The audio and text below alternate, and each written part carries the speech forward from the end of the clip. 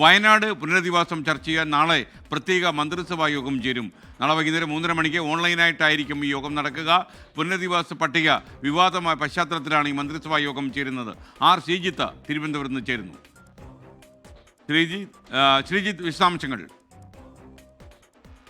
SKN Wayanad പുനരധിവാസവുമായി ബന്ധപ്പെട്ട പട്ടിക ഇന്നലെ റവന്യൂ വകുപ്പ് പുറത്തിറക്കിയിരുന്നു. പുറത്തിറക്കിയ പട്ടിക സംബന്ധിച്ച് വലിയ തോതിലുള്ള വിവാദങ്ങളും പരാതികളുമാണ് വയനാട്ടിൽ ഉയരുന്നത്. ദുരന്ത ബാധിതർ തന്നെ ഈ പുനരധിവാസ പട്ടികയുമായി ബന്ധപ്പെട്ട കാര്യങ്ങളിലെ അപാകതകൾ ചൂണ്ടിക്കാണിച്ചുകൊണ്ട് രംഗത്ത് വന്നു. മേപ്പാടിയിൽ ഇന്ന് വലിയ തോതിൽ പ്രതിഷേധവും മറ്റും നടന്നു. ഇത് സർക്കാരിന് ദോഷകരമായി ബാധിക്കുമെന്ന വിലയിരുത്തലാണ് അടിയന്തരമായി പ്രത്യേക മന്ത്രിസഭാ യോഗം ചേരാൻ തീരുമാനിച്ചത്. നാളെ വൈകുന്നേരം 3:30-നാണ് പ്രത്യേക മന്ത്രിസഭാ യോഗം.